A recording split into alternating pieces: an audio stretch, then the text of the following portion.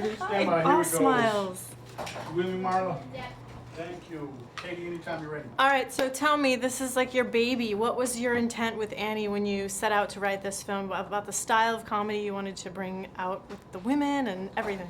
God, I don't even know if style of comedy was on our mind. I don't know. We just sat down and wrote. And Annie and I have written a lot of sketches at the Groundling, so I think we do have a tone that we write just naturally, and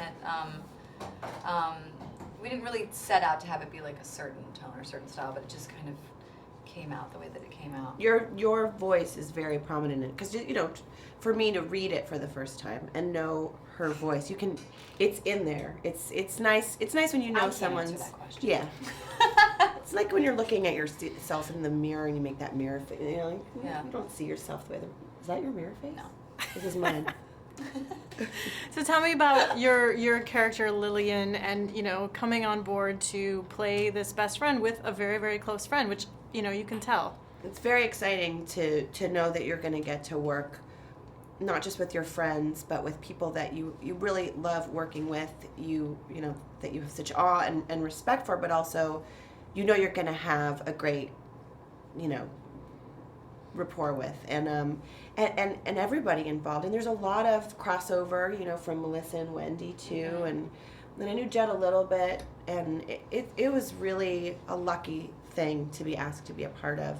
There are already so many wonderful things set in place, and Lillian's actually, the friendship between the two of them was the easy part to me. The hard part to me was Lillian has to be this sort of grounded person that's bringing all of these different characters together and these completely different personalities. It's sort of a real high pressure job, in those situations when you're sort of the host of, oh, meet this friend from this part of my life and this friend from this other part of my life, and I hope they like each other, and it can be so awkward. Yeah. And that's hard to also remain true to, one personality in that way and not be sort of two-faced, I think. So I thought the film was hilarious. I saw it in a packed theater. Everyone, it was a very rowdy film, and I think that it needs to be enjoyed like that. Why do you think it's, that kind of film best enjoyed in a theater? I think I prefer seeing comedies with a group of people, because I think you do miss certain things, especially like if you're sitting home by yourself watching a comedy. And then maybe if you hear someone laugh at something that maybe you didn't quite understand, and maybe 2 seconds later you kind of get it. Laughter is infectious. Isn't it? It really is. Laughter is an infection that you have to get skin with a group. Yep. I don't know. So I think comedies are best enjoyed in a group.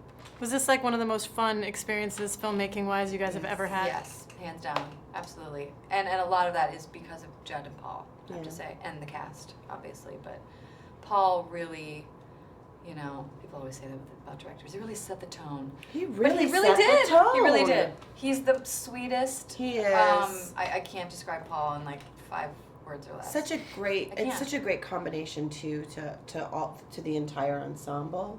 He was the perfect match. He helped tie it all up.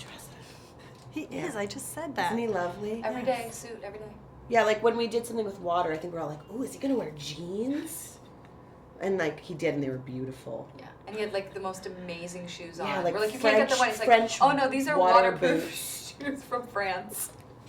Of course they are. Thank you guys so much. Enjoy your lunch. Thank you. Thank you so Don't much. lose your voice today. Oh no. I think I already have from last night.